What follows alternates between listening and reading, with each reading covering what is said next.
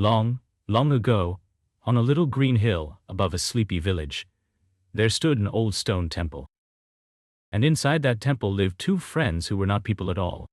One was a great big drum named Damru, who hung upon the wall, and the other was a tiny brass bell named Tinny, who hung by a thread beside the door. Every morning and every evening, the old priest, Pujariji, would climb the hill to ring the bell and beat the drum, calling the village to prayer. And oh, how that big drum loved to be beaten. Boom, boom, boom, went Tamru, and the whole valley shook with his voice. Listen to me. Hear how mighty I am. When I speak, the birds fly up, the cows look round, and every house in the village hears my voice. I am the most important thing in this whole temple. The little bell only swayed gently on her thread and gave a soft, sweet sound. Ting, ting, ting. Oh, ho, ho! What a tiny, silly little noise. Ting, ting! Why, a sparrow sneezes louder than you, little Tinny. You can barely be heard across the courtyard. What use is a voice so small? You should be quiet and let the great ones speak. Now the little bell was not proud, and she did not like to quarrel, so she only answered softly. You are very loud, dear Damru, that is true. But being loud is not the same as being useful. Each of us has our own work to do. Useful. I'm the loudest thing on this whole hill.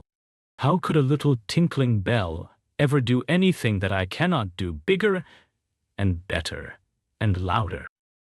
And Tinny said nothing more. She only swayed and shone and waited. Now it happened that the great drum was very loud indeed, but you must understand a secret about drums.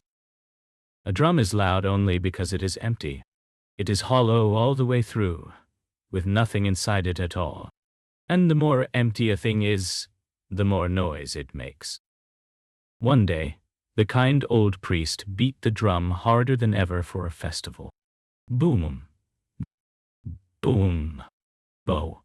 And all at once there came a terrible rip. The old skin of the drum had torn straight across. Damru tried to make his mighty sound, but all that came out was a sad, flat puff of air. Pentutanti. Nijatu, Alestranti Dadu. Benden Pirnashuni. Netasi Sin Haptahamon. Totup Tetnai. His big booming voice was gone. Oh dear, you have served us many years, old friend. Rest now.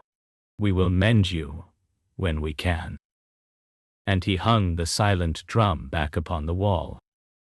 The great drum hung there, hollow and quiet, and for the first time in all his life he had nothing to say. He felt so empty inside. And the little bell beside the door did not laugh at him, not once.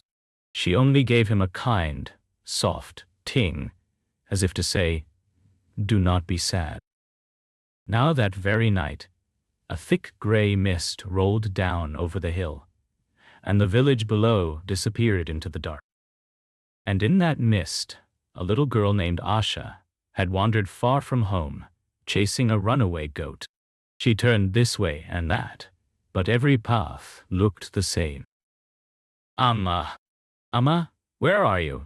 I am lost. Oh, somebody help me, please! But the night was deep, and her mother's house was far, and no one heard her calling. Asha sat down upon a cold stone and began to weep, for she did not know which way was home. High on the hill, a little wind came creeping through the temple door, and it touched the thread of the little brass bell.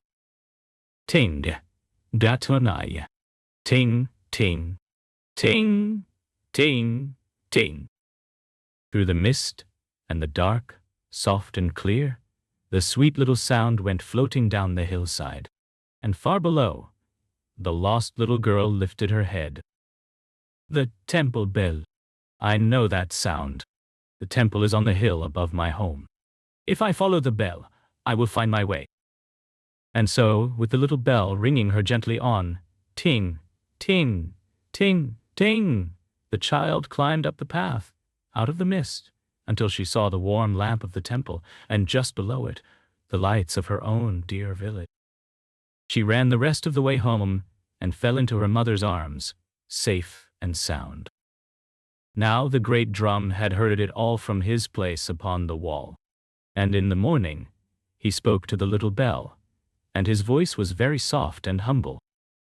Tinny, I was so loud, and so proud, and so full of myself. Yet when the little one was lost in the dark, my great booming voice could not have saved her, even if it had been whole. It was your small, sweet sound that carried through the mist and led her home. Forgive me, dear friend. I see now that I was loud only because I was empty inside. Day. And the little bell rang softly, with no pride at all, only kindness. There is nothing to forgive, dear Damru. You called the village to prayer for many happy years, and that was good and true work. Each of us is given our own way to serve. The only thing that matters is that we serve it well, whether we are loud or quiet, great or small. And from that day on, the mended drum and the little brass bell hung side by side as the very best of friends.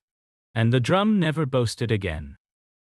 For he had learned, at last, that the emptiest things make the loudest noise, but it is the quiet, faithful heart that truly helps the world. And the moral of our story is this, little ones, empty vessels make the most noise. Do not measure your worth by how loudly you can boast.